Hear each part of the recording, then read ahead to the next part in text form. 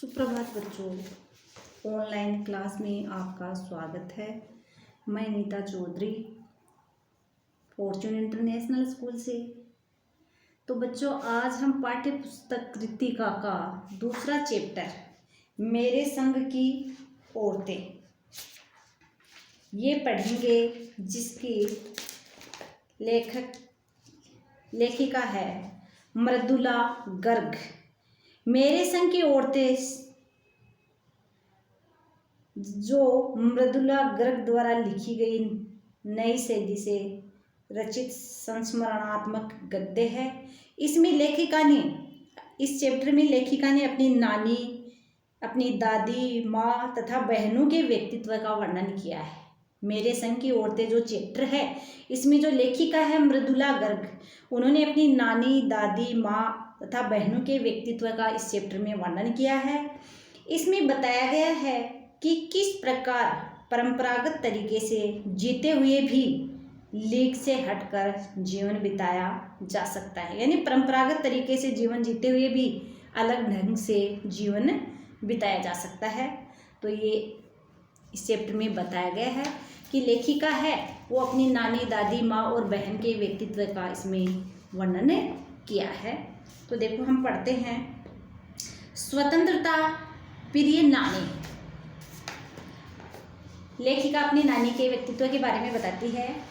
लेखिका ने अपनी नानी को नहीं देखा। लेखिका ने अपनी नानी को नहीं देखा था। उसके जन्म से पहले ही उसकी नानी की मृत्यु हो गई थी। लेखिका को नानी की कहानी सुनने का अवसर भी नहीं मिला। शायद इसी कारण वह स्वयं कहानी लेखिका बन गई। नानी एक अनपढ़ तथा प्रथा प्रथा को मानने वाली औरत थी। नानी थी वो, लेखिका की जो नानी थी वो अनपढ़ थी, पढ़ी हुई नहीं थी और प्रथा प्रथा को मानने वाली थी। प्रथा प्रथा यानी घूंघट को मानने वाली थी। उनके पति शादी के बाद ही विलायत चले गए थे। लेखिका की जो नानी थी, उसके पति शादी के बाद कहाँ चले गए थे? विलायत चले गए थे और कैम्ब्रिज विश्वविद्यालय से बैरिस्ट्री बनकर लौटे, यानी वकील बनकर के लौटे। वे अंग्रेजी चाल चलन के साथ जीवन बिताते थे। नानी ने उनके तौर तरीकों का कभी भी विरोध नहीं किया और न ही उन्हें अपनाया। नानी, लेखिका की जो नाना जी थे, वो विदेश के तौर तरीकों को अपनाते थे, लेकिन लेखिका की नानी ना ही तो उनके तौर तरीकों का विरोध किया और ना ही उन तौर तरीकों को खुद ने अपनाया।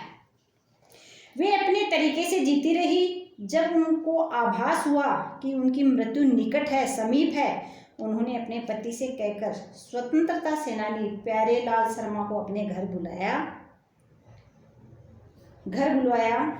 पति ने भी इस कार्य में विलंब नहीं किया और पति ने भी उन्हें बुलाने में देरी नहीं की। विलंब यानी देरी नहीं की। नानी ने प्यारेलाल जी से कहा कि वह कोई स्वतंत्रता संग्राम सेनानी तलाश कर उनकी पुत्री का विवाह उससे करवा दे। वे नहीं चाहती थी कि उनकी बेटी का पति भी कोई अंग्रेजों का आज्ञाकारी व्यक्ति हो।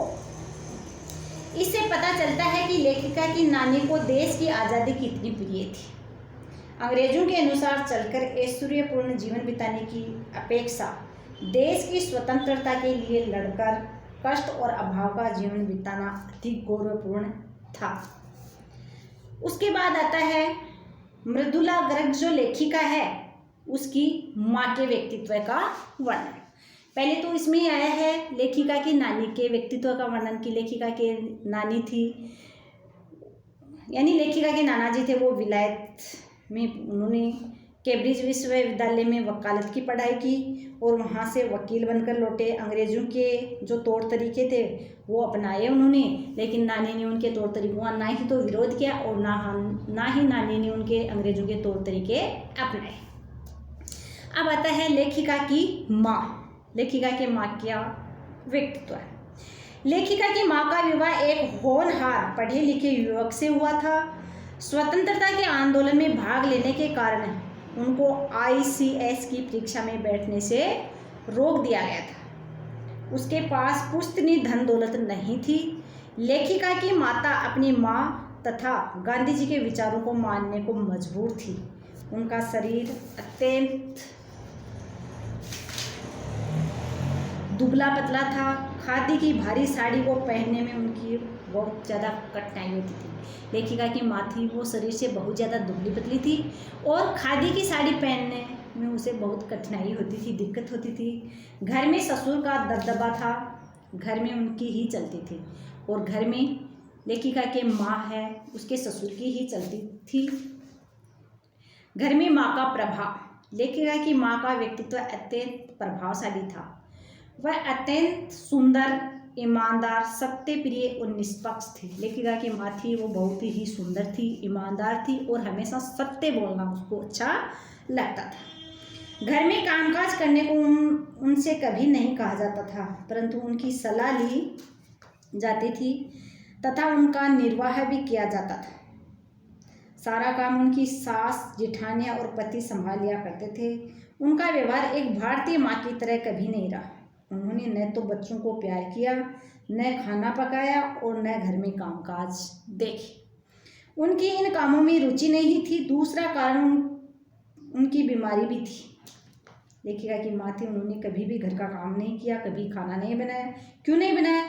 क्योंकि एक तो उनकी वो इन कामों में रुचि नहीं थी और वो बीमार भी रहती थी।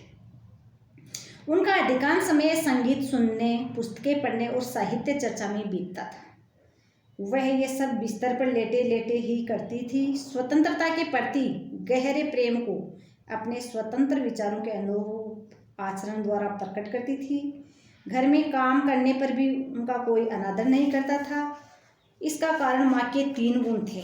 अब माँ के 3 गुण कौन से हैं बच्चे? देखो, साहबी खानदान का होना, कभी झूठ न बोलना, किसी की गोपनीयता बात को किसी अन्य के सामने प्रकट न करना। यानी लेखिका की माँ थी वो साहबी खानदान की थी, कभी भी वो झूठ नहीं बोलती थी और किसी की कोई गोपनीय बात होती थी वो किसी के सामने नहीं प्रकट करती थी, किसी को नहीं बताती थी। वह बाहर के लोगों की अच्छी मित्र थी। अपने बच्चों की भी वह माँ कम मित्र ही अधिक थी। यानी अपने बच्चों की वो माँ कम थी, मतलब माँ का व्यवहार उनके साथ कम था और मित्रता का व्यवहार अपने बच्चों के साथ बहुत ज़्यादा था। मातृत्व को उनका अपने पिता से ही प्राप्त होता था। घर में कोई किसी के पत्रों को नहीं खोलता था, न पूछता था कि उनमें क्या लिखा है। सभी को अपनी निजात रखने का अधिकार था। लेखिका की परदादी परंपरा से अलग होकर जीती थी। उनका व्रत था कि उनके पास 3 धोतियाँ होती थी। वह तीसरे को दान में देगी, 2 धोती ही अपने पास रखेगी। लेखिका की दादी की क्या परंपरा थी? उनके पास 3 धोतियाँ होती तो 2 तो धोती अपने काम में लेती पहनने के और एक तीसरी धोती होती है वो दान में देती थी। लेखिका की माँ जब पहली बार गर्भवती हुई, यानी लेखिका की माँ के जब पहली बार बच्चा पैदा हुआ तो दादी ने मंदिर में जाकर प्रार्थना की कि पहली संतान लड़की हो। लेखिका की दादी ने क्या प्रार्थना की? देखो, कि मेरी बहू के सबसे पहली संतान, मेरे बेटे के पहली संतान क्या हो? लड़की हो। जबकि सभी लोग पहली संतान लड़का चाहते हैं, लेकिन आजकल देखो, आजकल तो थोड़ा कम हुआ है। लोगों की मान्यता क्या है कि पहली संतान क्या हो? लड़का। ईश्वर की कृपा ऐसी हुई कि माँ के 5 पुत्रियां हुई। परदादी के तार भगवान से सीधे जुड़े हुए थे। भगवान भी उनकी बातें मानने से मना नहीं करते थे। एक बार घर के सभी पुरुष एक बारात में गए थे। घर में केवल स्त्रियां थी जो रात्रि जगा कर रही थी।